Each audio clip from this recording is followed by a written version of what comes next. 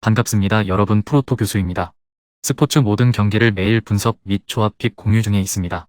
영상에 공개되지 않는 정보들도 정보방에 입장하시면 확인하실 수 있으니 참여를 희망하시는 분들은 영상 하단 고정 링크를 통해서 아무 조건 없이 자유롭게 참여가 가능하니 많은 참여 부탁드리겠습니다. 첫 번째 경기는 클리블랜드 대 애틀랜타 한번 살펴보겠습니다. 부상 복귀전이었던 1일 컵스 원정에서 3.1이닝 6실점의 부진으로 패배를 당했던 퀀트릴은 전혀 투구 내용이 나아지지 않았다는 점이 문제로 지적되고 있다. 그나마 홈이라는 게 유일한 승부수일 것이다. 전날 경기에서 애틀랜타의 투수진 상대로 아메드 로사리오의 솔로 홈런 포함 6점을 올린 클리블랜드의 타선은 로사리오 혼자 야구를 다 했다고 해도 과언이 아닐 정도다. 전날 스피드 야구가 주요하긴 했지만 이번 경기는 그걸 쓸 수 없을 것이다. 하지만 시즌 7번째 블론을 터뜨린 엠마누엘 클라세는 그저 침몰할 뿐이다. 1일 마이애미와 홈 경기에서 6이닝 3실점의 투구로 승리를 거둔 소로카는 2개의 피홈런을 제외하면 나름 안정된 투구를 과시한 바 있다. 일단 홈 경기의 투구는 어느 정도 증명이 되었기 때문에 원정의 부진을 극복할 수 있느냐가 관건이 될 전망이다. 전날 경기에서 비버와 클라세 상대로 아직 알비스의 홈런 2발 포함 5점을 올린 애틀랜타의 타선은 알비스 외 다른 타자들이 도와주지 못한 게 결국 패배로 연결되고 말았다. 특히 최근 들어서 오스틴 라일리가 너무 찬스를 자주 끊어 먹는 게 문제다. 4.2이닝 동안 3실점을 하면서 승리를 날려버린 불펜은 트레이드 마감 시한 이전에 한 명 정도는 보강을 해야 할 것 같다.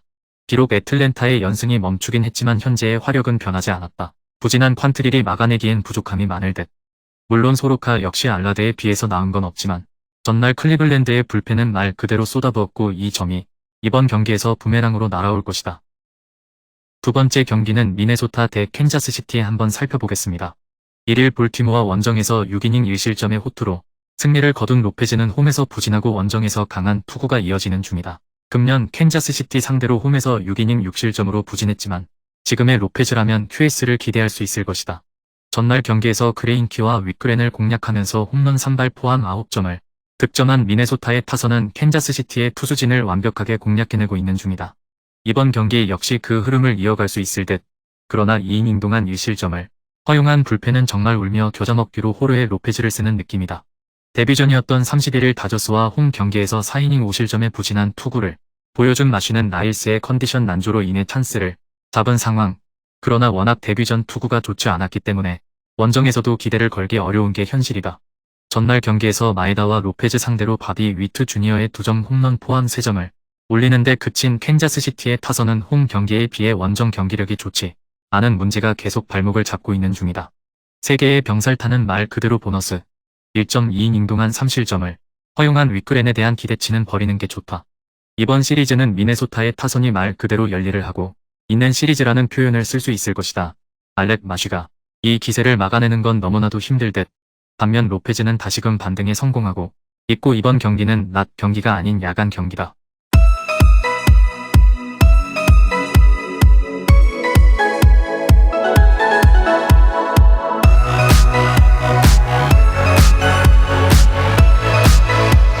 세 번째 경기는 시카고 W 대 토론토 한번 살펴보겠습니다. 30일 에인절스 원정에서 6이닝 5실점의 투구로 쑥스러운 승리를 거둔 리는 투구 내용은 여전히 엉망인 상황이다. 그나마 원정에 비해 홈에서 투구가 조금 더 나은 편이라 어쨌든 QS를 기대해볼 여지는 있다. 전날 경기에서 크리스 배식 상대로 터진 루이스 르버트 주니어의 3점 홈런이 유일한 득점이었던 화이트삭스의 타선은 상남자 야구가 계속되고 있는 중이다. 8회 말 1사 3루의 동점 찬스를 살리지 못한 건 화이트삭스가 5할 승률 근처에도 못 가는 이유일 듯. 이 경기 연속 블론 패배를 떠안은 조 켈리는 당당하게 메이저리그 세섭 블론 부분 1위 등극을 달성해냈다. 1일 보스턴과 홈 경기에서 6이닝 4실점의 부진으로 패배를 당한 베리우스는 최근 3경기 연속 투구 페이스가 조금씩 나빠지고 있는 중이다. 특히 원정에서 부진이 시작되었다는 점이 이번 경기에서도 최대 기대치를 QS로 고정시키는 포인트이기도 하다. 전날 경기에서 지올리토와 켈리 상대로 게레로 주니어의 결승 역전 2점 홈런 포함 4점을 올리는데 그친 토론토의 타선은 여전히 타격이 좋다는 말은 하기 힘들어 보인다. 이번 경기 역시 긍정적인 기대는 하기 어려울 듯. 3이닝을 1안타 무실점으로 막아낸 불펜은 원정 전용인 것 같다. 조 켈리의 블로는 시리즈의 분위기를 완전히 바꿔버렸다. 이는 지올리토의 투구 근처에 가기도 어렵지만 베리우스는 배신 못지 않은 투구를 해줄 수 있는 투수고 무엇보다 화이트삭스는 불펜이 받쳐주질 않는다. 네 번째 경기는 미러키 대 시카고시 한번 살펴보겠습니다. 30일 매치 원정에서 6이닝 2실점의 투구로 승리를 거둔 하우저는 선발 복귀전을 훌륭히 치렀다는 점이 긍정적인 부분이다. 그러나 원정에서 강한 반면 홈에서 매우 부진한 타입이라는 점이 이번 경기의 변수가 될 수 있는 부분이다. 전날 경기에서 핸드릭스에게 막혀 있다가 컵스의 불펜을 공략하면서 6점을 득점한 미러키의 타선은 홈 경기의 집중력만큼은 좋은 페이스를 유지하고 있는 중이다. 이안헵에 미친 레벨의 수비가 아니었다면 승리까지 잡아냈을 듯 6이닝 동안 3실점을 허용한 불펜은 기어코 승리조 2명을 아낀 게 변수 아닌 변수가 될 것이다. 1일 클리블랜드와 홈 경기에서 6.1이닝 4안타 무실점의 호투로 승리를 거둔 스틸은 부상 복귀 후 3승 1.56의 압도적 투구를 이어가는 중이다. 원정에서도 그 위력이 여전한 터라 이번 경기도 6이닝은 확실히 제어해줄 수 있을 것이다. 전날 경기에서 미러키의 투수진 상대로 댄스비 스완슨의 솔로 홈런 포함 7점을 득점한 컵스의 타선은 원정에서 꾸준히 상대의 선발 투수를 공략하고 있다는 점이 가장 큰 강점일 것이다.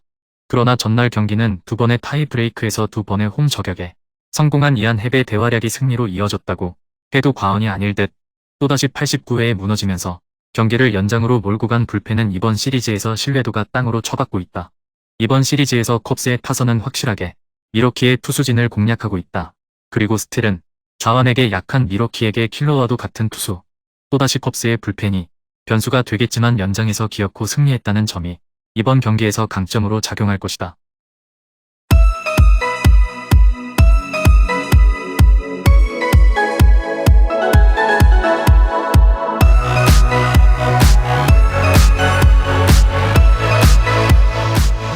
다섯 번째 경기는 샌디에이고 대 LA 에인절스 한번 살펴보겠습니다. 샌디의 루고는 최근 3경기에서 승리 없이 1패를 당했다. 그러나 그 기간 모두 5이닝 이상을 소화했고 2차례나 1실점 경기를 하는 등 선발로 본인의 역할은 충분히 했다. 어깨 부상 중인 와카를 비롯해 수아레즈와 윌슨 등이 부상 중인 샌디에고인데 루고가 우선발로 잘해주고 있다. 단, 승리를 따내기 위해서는 타선의 득점 지원이 필요하다. 렌젤의 산도발은 지난 시즌 팀의 좌완 선발 중 가장 눈에 띄는 선수였다. 커리어 처음으로 140이닝 이상을 소화하며 2점대 방어율을 기록했고 삼진도 이닝당 1개 이상을 잡아냈었다. 그러나 이 선발로 나서 상대 에이스급 투수를 상대하는 이번 시즌은 좀처럼 성적을 내지 못하고 있다. 최근 5경기에서는 3차례나 5실점 이상 내줬는데 위기에서 적시타를 너무 맞고 있다. 에인절스는 오타니가 최근 주춤하는 데다 트라웃이 11자 부상자 명단에 올라갔기에 타선의 힘이 떨어졌다. 루고와 샌디에고 불펜 상대로도 원하는 타격을 하기 어렵다. 보가츠와 크로네너스 등이 살아났고 마차도와 소토도 꾸준한 샌디에고가 연승에 성공할 것이다. 여섯 번째 경기는 샌프란시스코 대 시애틀 한번 살펴보겠습니다. 샌프의 콥은 보르면 안에 복귀전에서 안정적인 피칭을 했다. 집중타 허용이 나오며 3실점하긴 했지만 야수진의 에러가 아니었다면 2점 이하로 상대 타선을 충분히 막아낼 수 있었고 볼넷 허용도 없었다. 로건 웹과 더불어 왜 그가 이번 시즌 팀의 상위 선발인지를 성적으로 증명했다. 30대 중반으로 접어든 투수임에도 여전히 구속 저하가 없고 속구의 힘도 충분하다.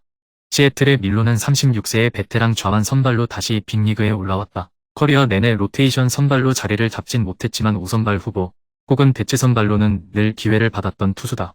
구위는 아쉽지만 안정적인 브레이킹 볼 구사가 가능하다. 로비 레이와 마르코 곤잘레스에 이어 브라이스 밀러까지 부상으로 빠진 시애틀이기에 밀론이 기회를 잡았다.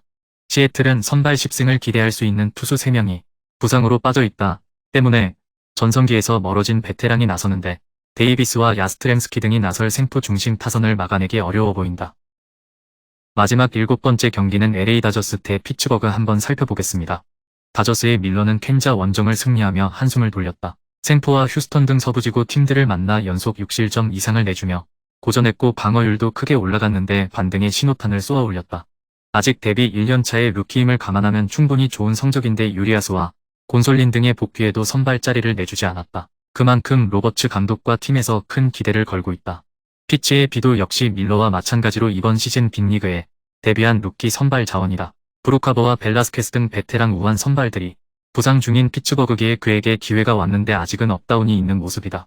볼넷 허용은 마이너에 있을 때보다 적지만 패스트볼 피안타율이 높다.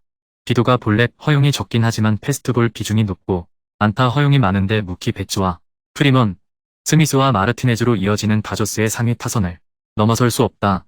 밀러가 부진을 벗어나는 반등의 투구를 했고 타선의 지원이 기대되는 다저그사 승리할 것이다. 금일 경기들은 이렇게 알아보았습니다.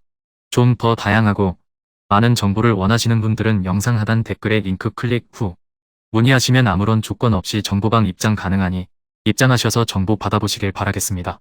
그리고 영상에서 리뷰하지 않은 디테일한 정보와 조합픽은 매일 교수 정보방에서 공유하고 있으니 꼭 참여해보시길 권장드리며 이번 영상은 여기까지 하겠습니다. 시청해주셔서 감사드리며 늘 여러분들의 건승을 기원합니다. 감사합니다.